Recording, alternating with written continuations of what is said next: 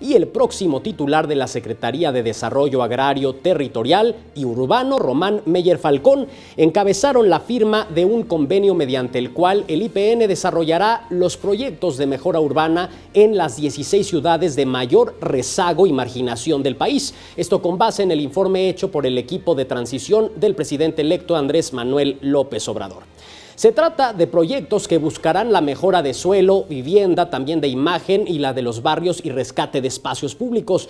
Este convenio también fue firmado por los titulares de Desarrollo Urbano y Vivienda de los estados de Baja California Sur, Nayarit, Jalisco, Sonora, Tamaulipas, Guerrero, Coahuila y también Chihuahua. Vamos a escuchar.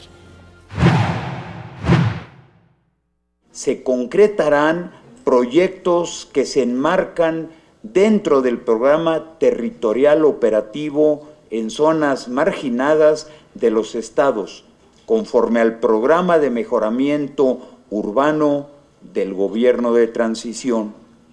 Este programa tiene por objeto, ya se mencionó, pero creo conveniente resaltarlo, detonar un plan de desarrollo urbano distribuido en 16 ciudades,